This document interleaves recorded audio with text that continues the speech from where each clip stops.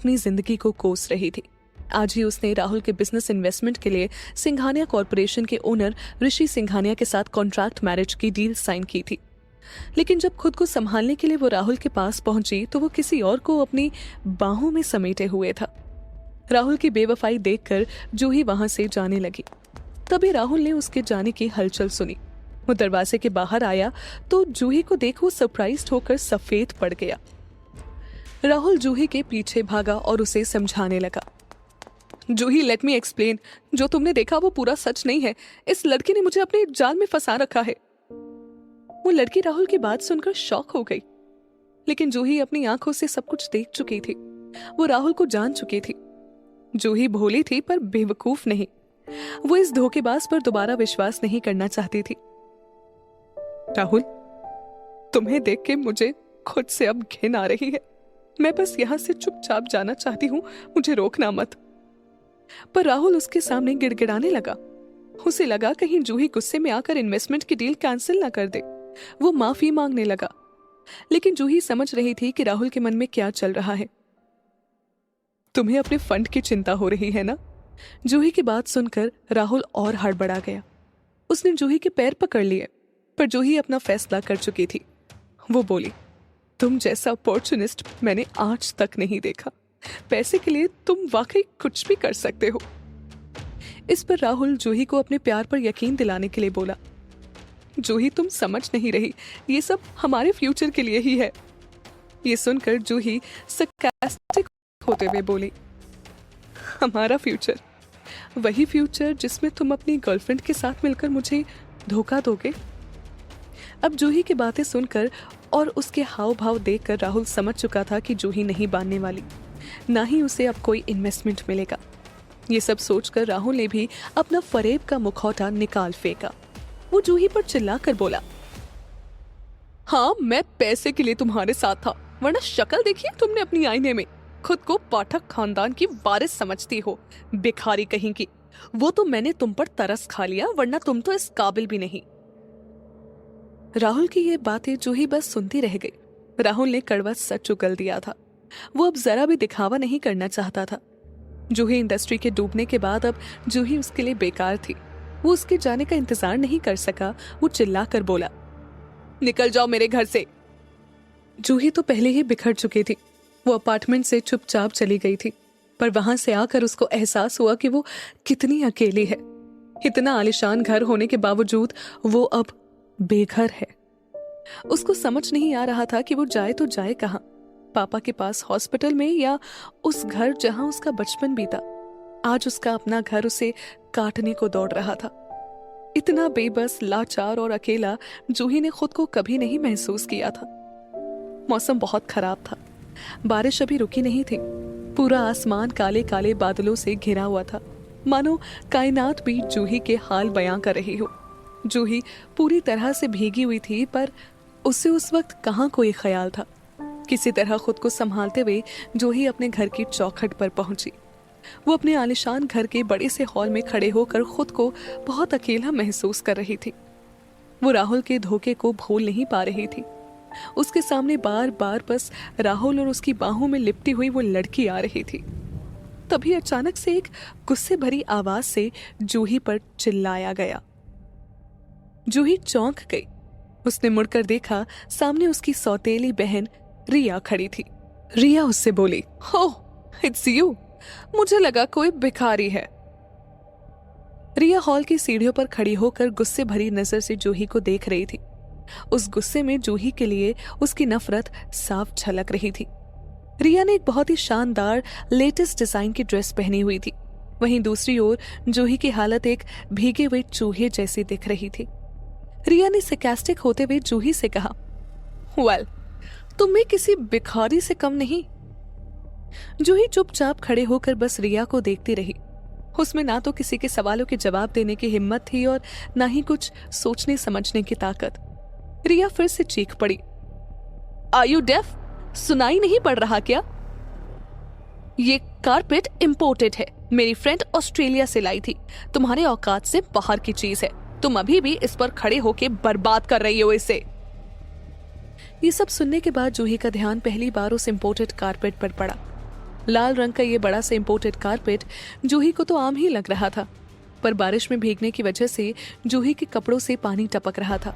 इस पानी से कारपेट थोड़ा गीला और गंदा हो गया था। जूही व्यंग भरी हंसी के साथ मन ही मन बुदबुदाई, हाँ, ये कारपेट तुम्हारा होगा, पर यहाँ की एक एक ईंट से लेकर हर महंगी चीज मेरे माँ पापा की है। अपने खून पसीने से बनाया है उन्होंने ये घर, किसी की खैरात नहीं है ये। जूही की आंखों में आत्मविश्वास देखकर रिया आग बबूला हो उठी।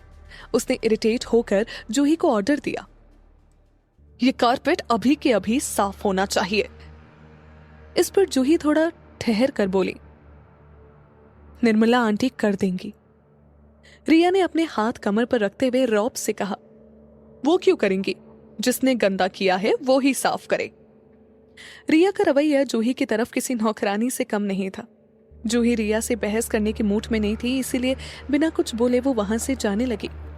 लेकिन जूही के कमरे में जाने का रास्ता तो सीढ़ियों से होकर ही था। गहरी सांस लेकर जूही खुद को शांत करते हुए सीढ़ियों पर चढ़ने लगी, पर रिया की बात अभी पूरी कहाँ हुई थी। वो जूही का रास्ता रोकते हुए उसके आगे आकर खड़ी हो गई। जूही थक चुकी थी। आज जो कुछ भी हुआ उस सब ने उसको अंदर से तोड़ दिया था।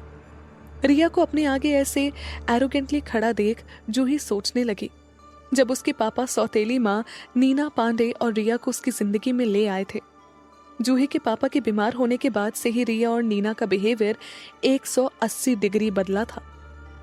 बहनों सा रिश्ता तो उनके बीच कभी था ही नहीं, पर रिया पहले कभी खुलकर जूही से इस तरह बदतमीजी से बोली भी नहीं थी। आज नीना पांडे, जो कल तक अच्छी बीवी और माँ बनती थी, जूही के पापा के बीमार पड़ते ही जूही से रूडली बिहेव करने लगी थी।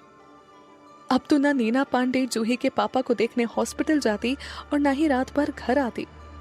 2 साल पहले से ही जूही के पापा महेंद्र पाठक की तबीयत खराब होने लगी थी। पहले चक्कर आना, बेहोश होना, सिर्फ ये सब होता था। फिर धीरे धीरे तबीयत ज्यादा बिगड़ने लगी। बहुत से बड़े बड़े डॉक्टर से ट्रीटमेंट करवाया पर कोई सुधार नहीं हुआ। ब्लड टेस्ट में भी कुछ नहीं आता था। फिर एक दिन अचानक महेंद्र पाठक के सिर में बहुत तेज दर्द हुआ। उसके बाद से ही वो कोमा में चले गए।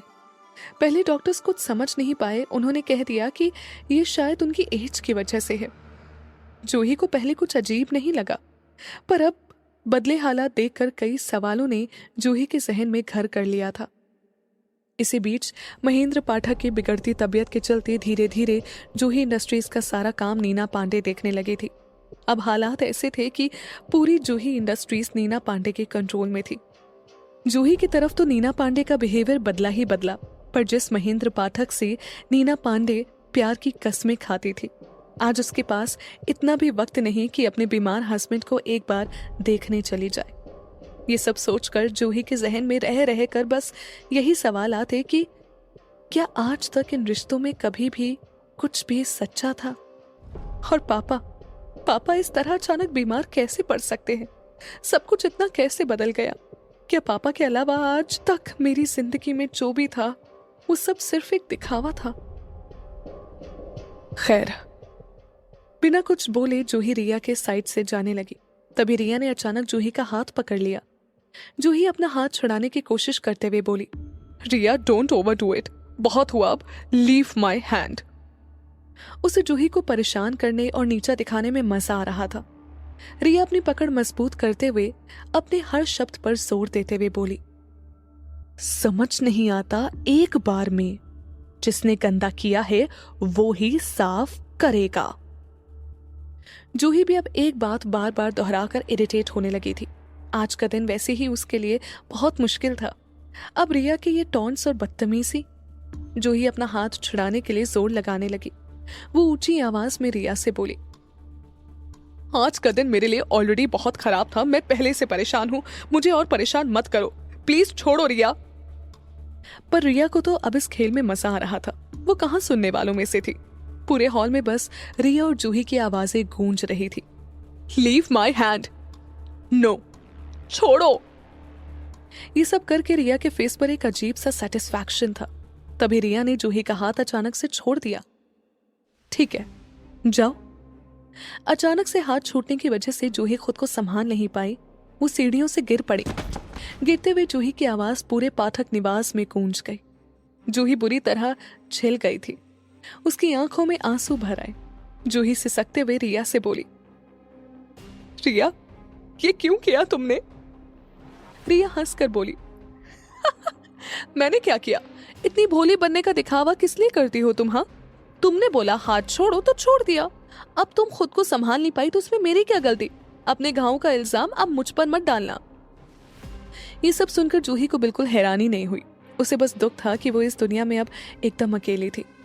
जूही खुद को संभाल कर आंसू रोकने की कोशिश करते हुए उठने लगी। तभी निर्मला आंटी जूही की तरफ आते हुए बोली, जूही मैम, आपके लिए फोन है। जूही की ऐसी हालत देखकर निर्मला आंटी शॉक्ड हो गई और जूही की मदद के लिए हाथ आगे बढ़ाते हुए कहा, मिस जूही, आप ठीक तो हैं? ये सब कैसे हुआ? कोई बात नहीं। जूही ने निर्मला का हाथ अपने हाथों से दूर करते हुए कहा। फिर जूही ने थोड़ा रुककर सांस अंदर खींची और धीमी आवाज में निर्मला आंटी से पूछा, किसका फोन है? निर्मला आंटी ने थोड़ा पीछे हटकर कहा, ओ हाँ, किसी ऋषि सिंघानिया के असिस्टेंट विनय दीक्षित का कॉल है। ऋषि जी का कोई मैसेज उनको आप तक पहुंचाना है। रिया सीढ़ियों पर अब भी खड़ी सारी बातें सुन रही थी और ऋषि सिंघानिया का नाम सुनते ही वो खुद को रोक ना सकी और थोड़ा शॉक्ड होकर वो बोल पड़ी, ऋषि सिंघानिया? जूही, तुम सच में ऋषि सिंघानिया से बात कर रही हो? जूही ने सिर्फ हाँ में सिर हिला दिया। अब रिया की हंसी पूरे घर में गूंज रही थी। वो सरकास्टिक हंसी के साथ बोली, सही है जूही, एक बेचारी दूसरा मनहूस, made for each other couple.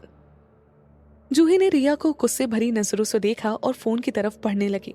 रिया की हंसी तो मानो रुकने का नाम ही नहीं ले रही थी। जूही ने गहरी सांस ली और रिया को इग्नोर करते हुए फोन उठाया। धीमी आवाज में जूही ने पोलाइटली फोन पर कहा, हेलो। फोन की दूसरी तरफ से विनय दीक्षित को आवाज आई, गुड इवनिंग मिस जूही। फोन स्पीकर मोड पर था। विनय बिना रुके बोला, कल आप 8 बजे तैयार हो जाइएगा। ऋषि सर खुद आएंगे आपको लेने, अपने साथ शादी की शॉपिंग करवाने के लिए। विनय इतना बोलकर रुका और जूही को याद दिलाते हुए बोला, सर को इंतजार करना पसंद नहीं, तो आप टाइम का ख्याल रखिएगा। विनय की बातें एकदम किसी रोबोट की तरह थी। एक लफ्ज भी इधर से उधर नहीं था। जूही ने हैरानी से पूछा, कल? इतनी जल्दी? इस पर विनय ने बिना रुके जवाब दिया, यस मिस जूही, आपकी शादी 1 हफ्ते में है। तैयारी जितनी जल्दी शुरू हो उतना अच्छा होगा। ये सुनकर जूही को होश आया। हाँ, मेरी शादी होने वाली है 1 हफ्ते में, ऋषि के साथ, एक अजनबी के साथ। और राहुल, उसे तो भूल जाना बेहतर है। मिस जूही? जूही ने अपना धीमे से सिर हिलाते हुए कहा, हाँ। विनय ने कहा, याद रखिएगा।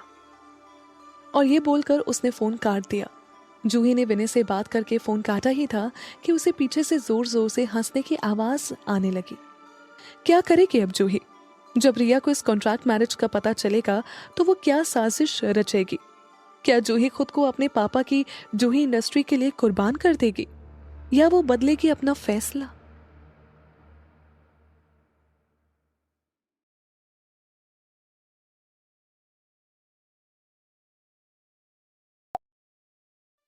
विनय से फोन पर बात करने के बाद जूही खुद को बहुत ही बेबस और अकेला महसूस कर रही थी। एक भी अपना नहीं था उसके साथ। रिया जूही पर जोरों से हंस रही थी। जूही की ये हालत देखकर निर्मला आंटी आगे आई और उसे संभालने की कोशिश करते हुए बोली, जूही मैम, आप ठीक तो है ना? चलिए मैं आपको कमरे तक छोड़ देती हूँ। पर जूही ने सिर्फ ना में सिर हिलाते हुए बोला, नहीं, मैं ठीक हूं, मैं खुद ही चली जाऊंगी। जूही दीवार का सहारा लेते हुए धीमी चाल से अपने कमरे की तरफ बढ़ने लगी। निर्मला आंटी थोड़ी देर जूही को देखकर सोचने लगी, किस्मत बहुत बड़ी चीज है रे देवा। किसने सोचा था मिस जूही की हालत अपने ही घर में ऐसी हो जाएगी। इस बार रिया ने जूही को नहीं रोका। वो तो ये खबर सुनकर 7वें आसमान पे थी। निर्मला आंटी की नजर में जूही के लिए सिंपैथी देख रिया को चिढ़ हो रही थी। उसने गुस्से से अपनी तरफ उंगली करते हुए निर्मला आंटी से बोला, कहाँ ध्यान है तुम्हारा? तुम्हारी मैडम इधर खड़ी है। निर्मला आंटी ने जूही की तरफ से नजर घुमाकर रिया से बोला, हाँ मैडम। रिया ने निर्मला आंटी को ऑर्डर देते हुए कहा, जाओ मेरे लिए कॉफी बनाकर लाओ। निर्मला आंटी ने कहा, हाँ मैडम अभी लाई, और वो किचन की तरफ चली गई। जब से रिया ने जूही और ऋषि सिंघानिया की शादी की बात सुनी थी, उसके तो पैर जमीन पर नहीं पड़ रहे थे। वो ऋषि से जूही की जान पहचान जानकर उसकी बर्बादी के सपने सजा रही थी। अरे ऋषि, मेरे रास्ते के कांटे को अपना बना ले यार, फिर इसकी मौत पक्की और इसकी पूरी प्रॉपर्टी मेरी। अकेले राज करूंगी मैं। रिया दौड़कर अपने कमरे की ओर जाने लगी। वो अपना कमरा देखकर वो दिन याद करने लगी जब वो इस घर में पहली बार आई थी और खुश होकर खुद से ही बोलने लगी, हर अच्छी चीज हमेशा से सिर्फ जूही को मिली और मुझे बचपन से सिर्फ ताने नाजायज होने के। लेकिन अब और नहीं, जूही मरेगी और मुझे अब मेरा हक मिलकर रहेगा। जूही इंडस्ट्रीज अब सिर्फ मेरी होगी। तभी रिया ने अपना फोन उठाया और एक नंबर डायल किया। उधर से नीना पांडे की आवाज आई, हेलो। रिया अपनी मां से बोली, मम्मी।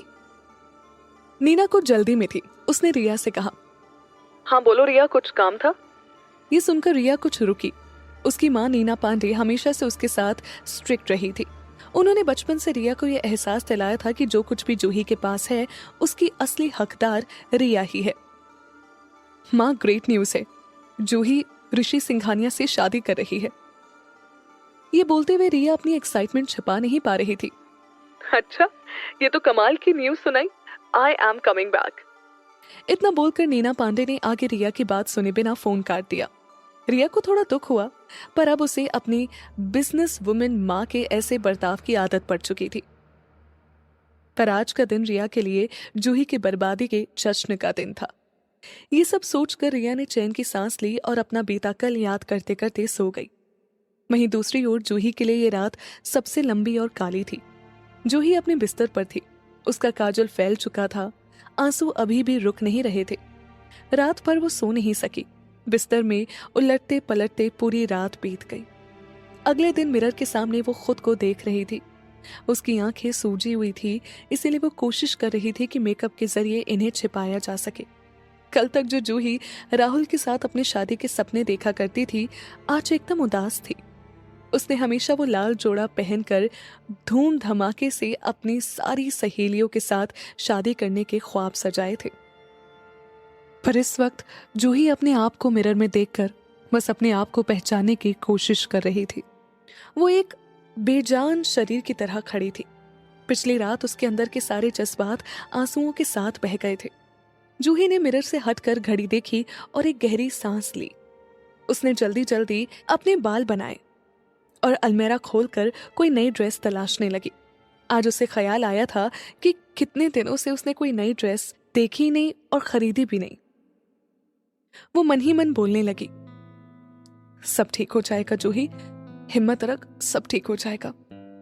भगवान ने ये नया रास्ता तेरे लिए खोला है तो कुछ सोच समझकर ही खोला होगा। जूही ने थोड़ी हिम्मत बांधी और अपने कमरे से निकल गई। वो सीढ़ियों से होते हुए नीचे हॉल में पहुंची ही थी कि उसे अपनी सौतेली मां नीना पांडे सोफे पर बैठी दिखी। नीना पांडे की नजरें भी जूही पर ही टिकी हुई थी। वो जूही को देखकर मुस्कुराई, पर इस मुस्कुराहट में प्यार नहीं बल्कि जीत और घमंड साफ झलक रहा था। जूही को नीना पांडे से और कोई उम्मीद भी नहीं थी, पर आज उनका यहाँ होना हर दिन से कुछ अलग था। जूही ने मन ही मन बुदबुदाया, आज फुर्सत मिली है इनको घर आने की, वो भी सुबह सुबह। जरूर ये अब कुछ उल्टा सीधा कहेंगी। तभी रिया भी सीढ़ियों से नीचे आई। वो नीना पांडे के बगल में बैठते हुए बोली, माँ बताइए, जूही शादी कर रही है, इतना बड़ा फैसला ले लिया और हमें कुछ बताया ही नहीं। नीना बिना कुछ बोले बस जूही को पढ़ने की कोशिश कर रही थी। रिया फिर कुछ रुक कर बोली, वैसे सही किया। केबिन में पर्सनल मीटिंग हुई होगी ऋषि के साथ, मैडम ने अपना पर्सनल जादू दिखा दिया होगा। इस बात पर जूही को गुस्सा आ गया। उसने रिया से कहा, रिया अपनी गंदी जबान थोड़ा कंट्रोल में रख। मैं ये शादी सिर्फ पापा की कंपनी को फिर से खड़ा करने के लिए कर रही हूं। रिया उसकी बात सुनकर हंसने लगी। सही कर रही हो, ऋषि से शादी करके तुम तो बचोगी नहीं, फिर जूही इंडस्ट्रीज मैं देख लूंगी। अच्छा डिसीजन है तुम्हारा वैसे। जूही जानती थी कि कल से रिया की खुशी की वजह यही है। मेरे साथ जो होना होगा होगा, मेरा बुरा चाहने वालों का हाल मुझसे भी बुरा होगा, आई प्रॉमिस। इतने में नीना पांडे गुस्से से बोल पड़ी, जूही हिम्मत कैसे हुई तुम्हारी ऐसे बात करने की, अपनी छोटी बहन से ऐसे बात करते हैं।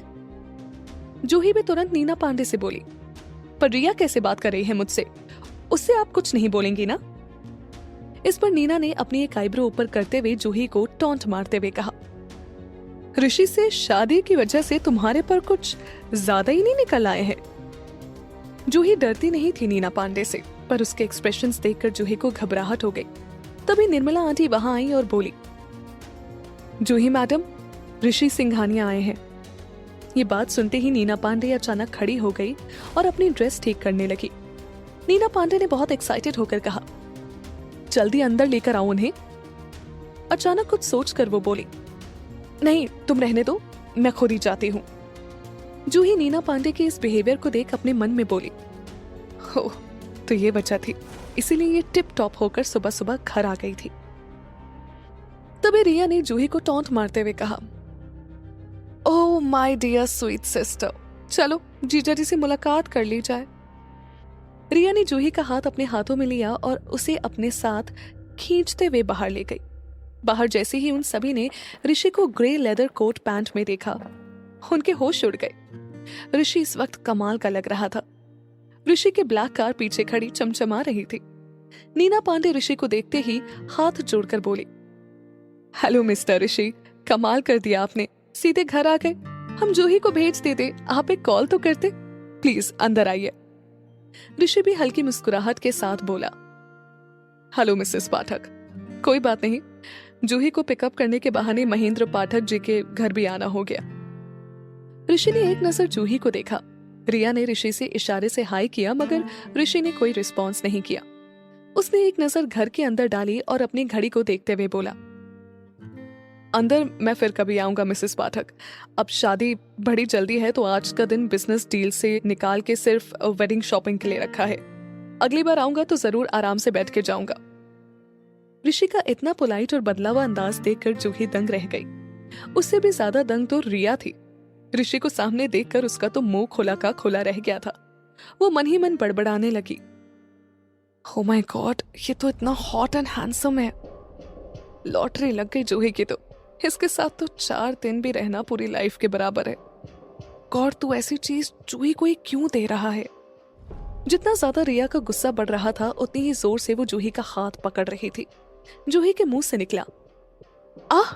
उसकी आवाज सुनकर सबका ध्यान उनकी तरफ गया। हालात को संभालने के लिए नीना पांडे ने हंसते हुए कहा, बच्ची आपको देखकर बड़ी एक्साइटेड है। वहां मौजूद हर इंसान सच्चाई से वाकिफ था, पर शायद सबको दिखावे और झूठ की इतनी आदत पड़ चुकी थी कि सच कहीं पीछे छूट गया था। ऋषि नीना पांडे जैसे लोगों को बड़े अच्छे से समझता था। कॉर्पोरेट डील्स में ऐसे बहुत से दिखावे वाले लोग उसे मिलते रहते थे, पर दिखावे के लिए ही सही, पर ऋषि को जूही की सो कॉल्ड फैमिली से पोलाइटली बात तो करनी ही थी। ऋषि नीना पांडे की बात का कोई जवाब दिए बिना जूही की ओर बढ़ा। ऋषि ने जूही से प्यार से पूछा, हाय कैसी हो, अच्छी लग रही हो वैसे, चले हम। जूही शॉक्ड होकर बस ऋषि को देखती रही। ऋषि ने जूही का हाथ थामा। कुछ सोचकर वो बोला, कितने ठंडे हैं हाथ तुम्हारे, कुछ गर्म कपड़े पहन लेती ना। इतना बोलते ही ऋषि ने अपना कोट निकालकर जूही को पहना दिया। ये दिखावे की कैर भी जूही को दिल के किसी कोने में एक अच्छा एहसास दे रही थी। ऋषि ने सबको बाय किया और जूही का हाथ पकड़कर उसे कार तक ले गया। ऋषि ने जूही के लिए कार का दरवाजा खोला और उसे कार में बैठाकर खुद उसके बगल में बैठ गया। उनकी कार निकलते ही रिया आग बबूला हो उठी। माँ, आपने कंपनी के लोन की बात करने मुझे क्यों नहीं भेजा इस ऋषि के पास? मैं चाहती तो इस मनहूस जूही की जगह इतने हैंडसम आदमी से मेरी शादी हो रही होती। नीना पांडे रिया को डांटते हुए बोली, रिया बस, तुम ऋषि के बारे में ऐसा सोच भी कैसे सकती हो। रिया की जलन अब साफ दिख रही थी। वो अपना बचपना दिखाते हुए बोली, क्यों नहीं सोच सकती मैं माँ, जूही की वजह से ना। नीना पांडे को समझ नहीं आ रहा था कि अपनी बेटी के इस बिहेवियर का वो क्या करे। क्या बोल रही हो तुम? तुम्हें क्या लगता है मुझे उसकी फिक्र है? मेरी बेटी तुम हो। नीना पांडे सही थी, उसे जूही से कोई लगाव तो था नहीं, पर रिया भी बिजनेस की बात करने में कच्ची थी। वो रिया को मीटिंग्स के लिए कभी साथ भी नहीं ले जाती थी, इसीलिए रिया को कई बार लगता था कि उसकी माँ जूही को प्रेफरेंस दे रही है। रिया आगे बोली, माँ, मैं वो श्रापित होने वाली अफवाह को नहीं मानती। आपको ऐसे लड़के से मेरी शादी करानी चाहिए थी। नीना पांडे को इस बार गुस्सा आ गया। रिया, मैंने जूही की शादी नहीं करवाई है, अब हर बात तुम्हें समझाई नहीं जा सकती। बस इतना याद रखो, ऋषि को भूल जाओ। रिया गुस्से में रोते हुए अंदर अपने रूम में चली गई। नीना पांडे भी उसे मनाने उसके पीछे पीछे गई। यहाँ ऋषि कार स्टार्ट होने के साथ ही अपने इमोशनलेस मोड में आ गया था। जूही ने तिरछी नजर से ऋषि को देखा। वो उसके चेहरे को पढ़ने की कोशिश कर रही थी, पर ऋषि अपने आप में एक राज था। जूही ऋषि का जो कोट पहनी थी उसे बड़ी अच्छी खुशबू आ रही थी। जूही अचानक वो कोट उतारने लगी। उसने ऋषि को कोट वापस करते हुए कहा, mister Singhania, thank you for the coat. मुझे अब ठंड नहीं लग रही। पर ऋषि को अपना सामान शेयर करना पसंद नहीं था। एक बार यूज की हुई चीज वो दोबारा इस्तेमाल नहीं करता था। जूही ने ऋषि की तरफ कोट बढ़ाया हुआ था, पर उसने कोट चुपचाप साइड में रख दिया। वो बोला, इट्स ओके, वापस करने की कोई जरूरत नहीं थी। जूही की बढ़ती धड़कनें अब फिर नॉर्मल हो गई थी। ऋषि का कल जो रवैया उसने देखा था वही वापस आ चुका था। जूही कार में सारे वक्त बस एक बेजान गुड़िया की तरह सर झुकाए बैठी थी। तभी ऋषि की नजर जूही के पैर पर कल गिरने के कारण पड़े स्क्रैच पर गई। स्क्रैच देखते ही वो गुस्से से बोला, ये क्या है जूही? आखिर उस स्क्रैच को देख ऋषि को जूही पर इतना गुस्सा क्यों आ गया था? क्या लिखा है इनकी, जूही और ऋषि की किस्मत में?